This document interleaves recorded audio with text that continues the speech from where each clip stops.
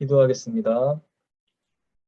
우리를 지키시고 우리의 요새가 되시는 아버지 하나님, 지난 하루도 주님 은혜 가운데서 저희를 지키시고 저희가 주님 안에서 은혜 가운데 살아가게 하심에 감사드립니다.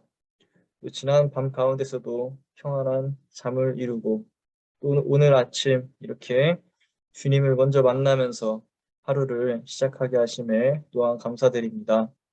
제가 늘 지키시는 주님의 품 안에서 살아갈 때 세상의 유혹과 죄악의 유혹으로부터 저희가 그것들을 능히 이길 수 있게 됨을 믿습니다. 주님께서 늘 저희를 보호하시고 늘 저희와 함께하여 주시옵소서. 오늘 하루도 주님의 말씀으로 무장하기 위해 이 자리에 모였습니다. 주님 말씀을 듣는 저희 마음 가운데 함께 하셔서 주님 말씀을 아멘으로 화답할 수 있게 하시고 또 주님 말씀 저희가 세상 가운데 나아갈 때 그것을 사람들에게 전하고 또 저희 삶 가운데 나타낼 수 있는 그러한 용기 또한 허락하여 주시옵소서. 이 시간 저희가 주님께 나아가기 전에 저희 마음속에 죄악된 것들이 있다면 주님 앞에 먼저 내려놓습니다. 주님께서 깨끗하게 하시고 저희를 거룩하게 하셔서 주님 앞에 온전히 나아가는데 어려움이 없게 하여 주시옵소서. 말씀을 전하는 주님의 종에게 함께 하셔서 하나님 말씀을 온전히 가감없이 전하게 하시고 또 그 말씀을 준비하는 데 있어서 하나님께서 주시는 지혜와 능력으로 함께하게 하여 주시옵소서. 오늘 함께하지 못하신 분들도 계십니다. 주님께서 똑같은 은혜를 허락하여 주시고 주님께 함께 예배하러 모일 수 있는 저희가 되게 하여 주시옵소서. 이 모든 말씀 예수님의 이름으로 기도드렸습니다. 아멘.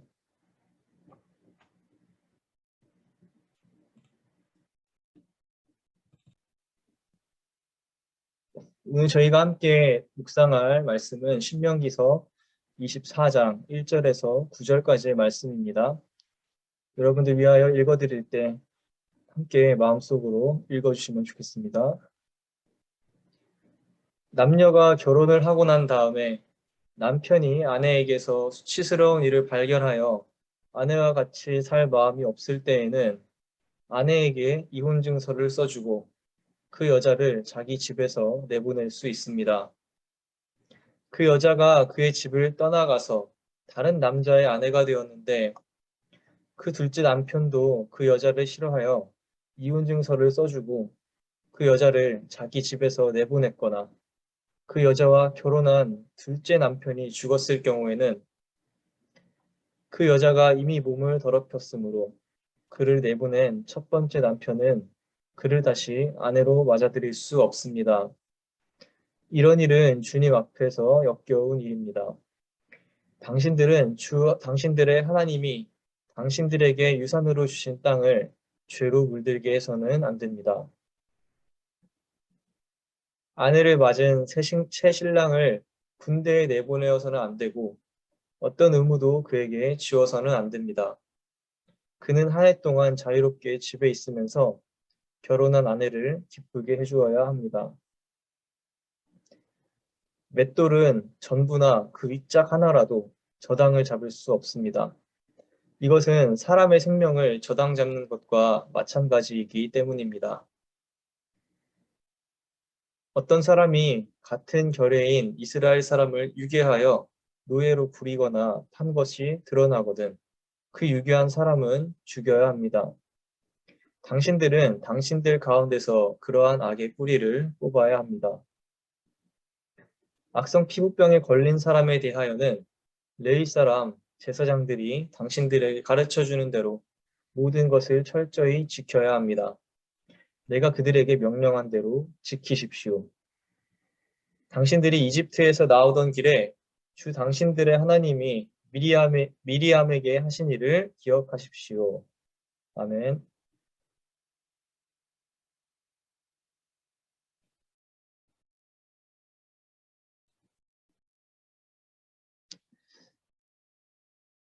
신명기의 말씀을 통해 우리는 당시 이스라엘 공동체의 삶의 모습을 엿볼 수가 있습니다.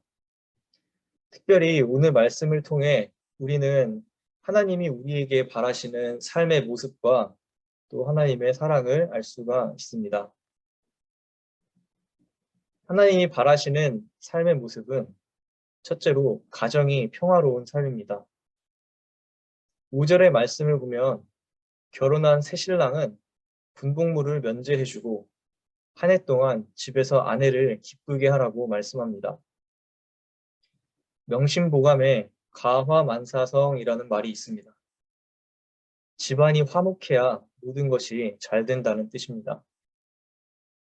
마찬가지로 하나님께서는 이스라엘 공동체의 안위는 바로 각 가정의 평화와 안정에 달렸다는 것을 알고 계셨습니다.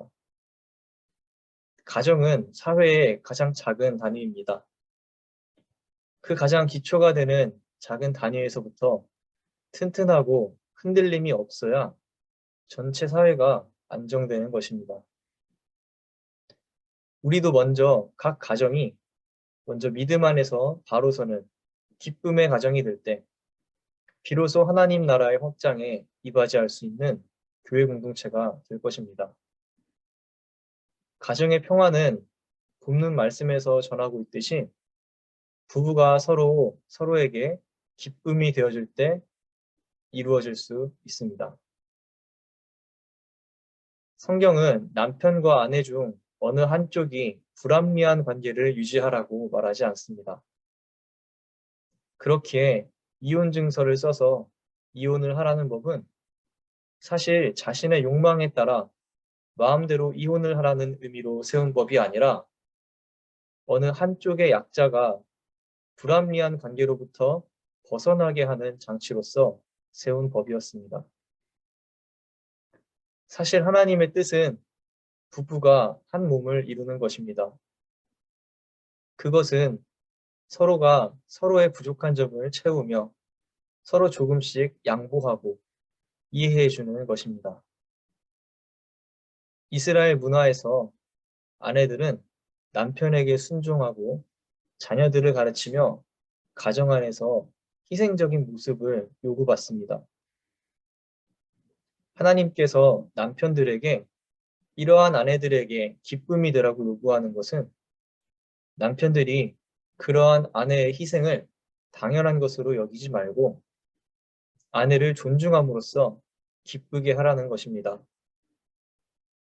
사랑하는 성도 여러분, 오늘 하루 언어를 사용할 때 다툼의 언어보다는 사랑의 언어를 사용하기를 소망합니다. 사소한 일을 하더라도 배려하는 행동을 할 수 있기를 소망합니다.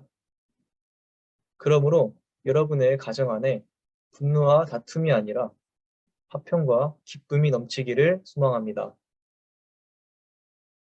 둘째로 하나님의 뜻에 맞는 삶의 모습은 생명을 귀중하게 여기는 삶입니다. 6절과 7절의 말씀 역시 공동체 내의 약자를 보호하는 법입니다. 6절에서는 맷돌을 저당 잡지 말라고 말합니다. 이스라엘의 가난한 사람들은 자신의 물건을 저당 잡아서 곡식이나 먹을 것을 빌리곤 했습니다. 그리고 맷돌은 이스라엘 사람들이 빵을 만들어 먹는 데 사용하는 중요한 기구였습니다. 그러므로 맷돌은 일용할 양식을 공급한다는 점에서 생명과 관련된 중요한 기구입니다. 돈이나 먹을 것을 빌려주는 사람이 빚을 갚지 못하는 가난한 사람의 맷돌만큼은 저당 잡을 수 없게 한 것은 그 가난한 사람의 생명을 보호하려는 이유에서였습니다. 사랑하는 성도 여러분, 우리의 삶의 모습이 어떠하든지 간에 우리의 생명은 그 누구도 저당 잡을 수 없을 만큼 귀중하다는 사실을 믿으시기 바랍니다. 한국에서 최근 낙태죄를 폐지해야 한다는 법안을 두고 논란이 되고 있습니다. 여성의 권리를 주장하는 것도 좋지만 그보다 더 우선되는 것은 주님이 주시는 생명의 권리입니다. 하나님의 눈에는 뱃속이 작은 태아라고 할지라도 그 누구도 빼앗아갈 수 없는 귀중한 생명일 줄로 믿습니다. 마찬가지로 예수님께서 한 생명이 천하보다 귀하다고 말씀하셨습니다. 주님께서 창조하신 귀한 생명들을 위해 기도하고 복음을 전하는 데 힘쓰는 우리가 되기를 소망합니다. 셋째로 하나님이 원하시는 삶의 모습은 죄를 멀리하는 삶입니다. 그 귀한 생명이라고 할지라도 하나님께서 냉정하게 죽이라고 명령하실 때가 있습니다. 그것은 7절에서 말씀하는 것처럼 악을 제거해야 할 때입니다.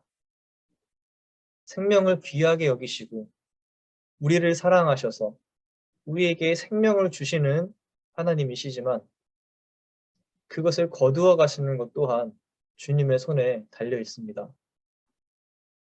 사람을 유괴하고 노예로 파는 사람은 생명의 소중함을 모르고 경시 여기는 사람입니다. 7절 말씀은 그러한 사람들에게는 죽음의 형벌을 내려 그것을 끊어내라고 경고합니다. 왜냐하면 사람을 유괴하거나 노예로 부릴 때 그것으로 인해 많은 죄악들이 파생되어 나오기 때문에 그렇습니다. 유괴를 당한 사람의 가족이나 당사자를 통해 복수심과 분노가 싹트게 되고 이로 인해 또 다른 죄가 파생될 수 있는 것입니다. 사랑하는 성도 여러분, 우리도 우리 삶 가운데 죄악된 것을 뿌리 뽑지 않는다면 그 죄악이 더 크게 번지게 될 것입니다. 그리고 그 죄악으로 인해 결국 하나님의 심판을 받게 될 것입니다. 예수님께서도 우리의 손이나 눈이 죄를 지으면 그것을 없애버리라고 말씀하셨듯 우리는 죄에 대해서 단호해야 합니다. 작은 죄가 우리 마음에 틈타면 그것이 우리를 집어삼키게 될 수도 있습니다. 나의 죄를 늘 주님께 고백하고 그것을 끊어내는 저와 여러분이 되기를 소망합니다. 마지막으로 하나님이 바라시는 삶의 모습은 리더를 존중하는 삶입니다.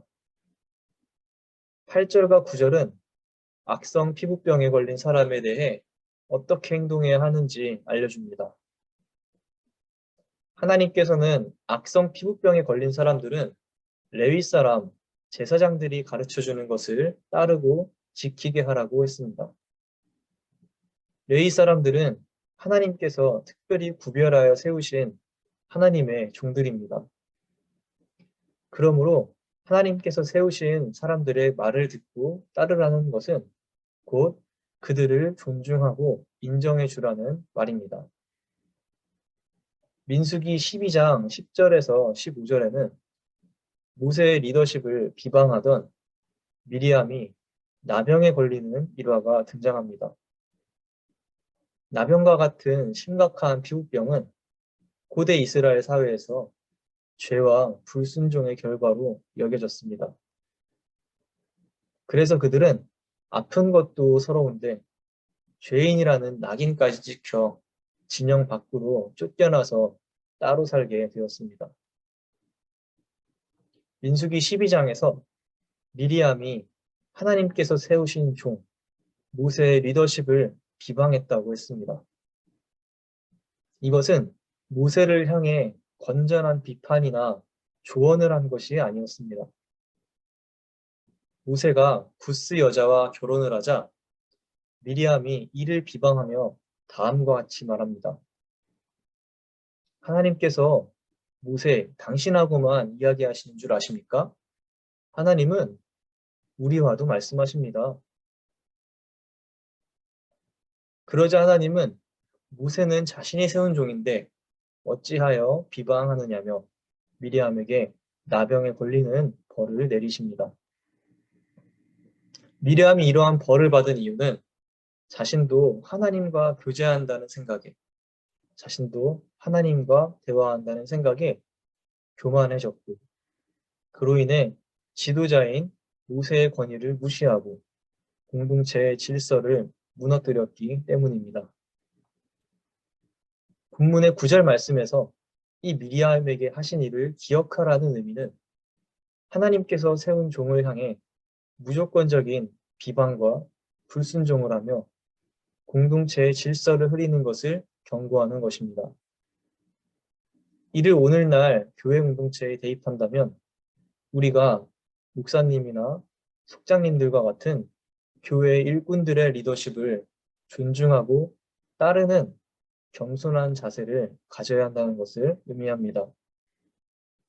물론 우리는 민주주의 사회를 살고 있기 때문에 저마다의 가치관을 분명하게 말할 권리도 있습니다. 하지만 신명기의 말씀은 그 전에 우리가 먼저 리더를 존중하는 자세를 가져야 한다고 이야기합니다.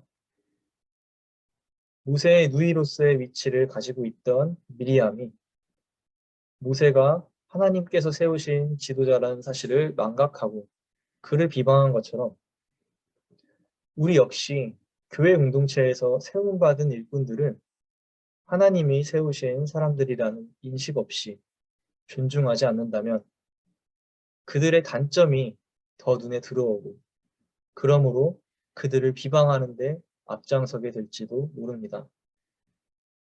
그렇게 된다면 공동체는 질서가 무너지고 우리는 영적인 교만함에 빠져 하나님의 말씀을 올바로 듣지 못하게 될 위험이 있습니다.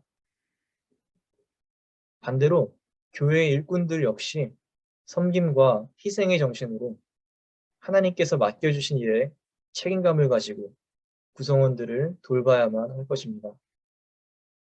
이러한 상호 존중과 이해의 공동체가 될 때 그 공동체는 하나님이 보시기에 아름다운 공동체가 될 것입니다. 오늘 말씀 가운데 우리는 하나님이 원하시는 삶의 모습들에 대해 깨닫게 되었습니다. 그것은 가정의 평화를 지키며 생명을 귀하게 여기고 죄를 멀리하며 서로 존중하며 사는 삶입니다. 오늘도 하나님이 바라시는 삶의 모습을 그려나가는 저와 여러분이 되기를 축복합니다. 같이 이 시간 잠시 기도하겠습니다. 정의로우신 아버지 하나님, 오늘 신명기 말씀을 통해서 주님께서 저희에게 바라시는 삶의 모습들에 대해 다시 한번 생각해 보게 되었습니다. 주님께서 오늘 말씀을 통해 우리에게 하신 것은 우리가 서로를 아끼며 사랑하면서 살아갈 때 특히 생명을 소중히 여기고 또 서로를 존중하며 그러한 사랑의 모습이 저희 가정에서부터 흘러나와야 한다는 것이었습니다. 사랑하는 아버지 하나님, 주님의 사랑의 마음이 저희 모두에게 흘러넘쳐서 이 자리에 함께 하신 모든 성도님들 가정 위에 그 주님의 사랑이 넘치게 하여 주시옵소서. 그래서 혹시 다툼과 아픔이 있다면 주님께서 어루만져 주셔서 그 가정 안에 평화와 기쁨이 흘러넘치게 하여 주시옵소서. 그래서 그 사랑이 우리 교회 공동체에 퍼지게 되어서 우리 교회 공동체가 주님 안에서 또 그 사랑을 널리 전할 수 있는 그런 사랑의 공동체가 되게 하여 주시옵소서. 또 이를 위해서 저희가 죄악된 것들을 멀리 하려고 합니다. 오늘도 세상 가운데 나아갈 때 사단은 늘 저희를 사자와 같이 노리고 있을 줄로 압니다. 그러나 그 죄의 유혹이 있을 때 오늘 말씀을 기억하며 우리가 이겨내 나가기를 소망합니다. 우리가 작은 죄악이라 할지라도 그것을 완전히 끊어내지 못한다면 우리가 그것으로 인해서 우리 마음이 주님께 나아가지 못하게 될 수도 있습니다. 늘 주님 앞에 겸손히 나아와서 우리 죄를 회개하고 새롭게 되는 저희가 되게 하여 주시옵소서. 또 저희 그 겸손한 마음으로 주님께서 세우신 교회 안에서의 리더들을 잘 섬기고 따르면서 저희가 주님 안에서 아름다운 공동체가 되게 하여 주시옵소서. 또한 이 함께 참여하고 계신 분들 중에서는 주님께 어, 중요한 역할을 교회 안에서 맡은 그러한 분들도 계실 줄로 믿습니다. 그 역할을 감당할 때 나에게 맡겨진 영혼들에 대해 생각하면서 책임감을 가지고 더욱더 헌신할 수 있는 그러한 용기와 믿음을 주님께서 더해 주시고 능력으로 이끌어 주시옵소서. 이렇게 서로가 서로를 존중하는 아름다운 교회 공동체가 될 때 저희가 주님 안에서 아름다운 하나님의 나라를 이루어가게 될 줄로 믿습니다. 오늘 하루도 이 말씀을 가지고 세상에 나아가는 저희가 되게 하여 주시옵소서. 감사드리며 예수님의 이름으로 기도드렸습니다. 아멘.